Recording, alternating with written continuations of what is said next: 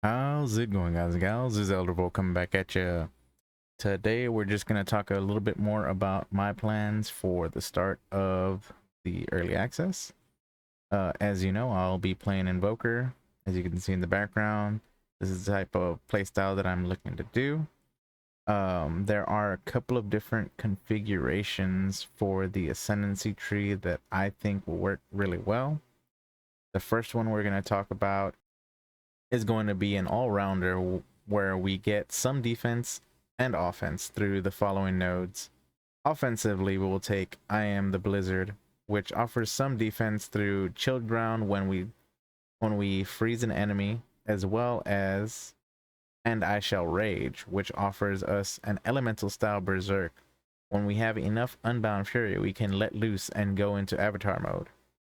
Defensively, we have Lead Me Through Grace and Protect Me from Harm. The former offers extra spirit for defensive auras, etc., and the latter offers a huge physical damage reduction, which can definitely come in handy. We'll primarily be using cold damage skills. The second setup is much more defensive, as we will take Lead Me Through Grace and Protect Me from Harm, as well as Faith is a Choice for massive increases to energy shield. With that said, due to the skill we obtain, Meditate, we can double our maximum energy shield. However, it is a channeling skill, which could prove difficult to use in an active boss fight. But with this extra energy shield and the physical damage reduction we get from Protect Me from Harm, we should be able to deal with some heavy damage. Offensively, or defensively, depending on what is socketed in them, we'll take the Soul Springs Eternal, which will grant us 35% more energy when using metagems, which covers a range of buffs and skills such as cast on skills.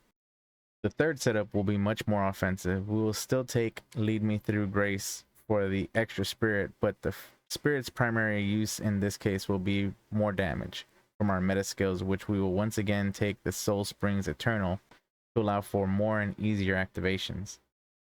We will also be taking I Am the Thunder and I Shall Rage to increase our damage output, though through Avatar mode and the Shocked Ground we will be dropping. We'll primarily be using lightning skills in this variant as well as the next. The fourth and final variant that stuck out to me is one we can focus primarily on critical strikes and keep pathing in our passive tree to sustain our life, slash energy shield, etc., as we won't path to penetrate. In this tree, we will once again take Lead Me Through Grace for extra spirit, and of course it'll be used for extra damage for our meta skills, but we will also be taking Thunder My Enemies and Scatter Them to the Wind. The former grants us the ability to ignore resistances with critical strikes, and the latter will allow us to trigger elemental expression on our critical hits, which can cause a fiery explosion, an arcing bolt, or an icy wave of projectiles. Strength for the fire, Dex for the lightning, and then Int for the icy wave. Personally, with this build, I would primarily use lightning, as the lightning damage tends to have a much higher top end, leading to higher damage potential, as well as the skill Mantra of Destruction for guaranteed critical hits, if you can keep your combos up, that is. With that said, guys and gals, I'm still struggling with which one to pick, but more than likely I'll go with the first one to have some balance and CC early on, and move into the critical variant close to or in endgame. For now, this is Elderville saying over and out. I can't wait to play Path of Exile 2, and I hope you all feel the same way. See you all there.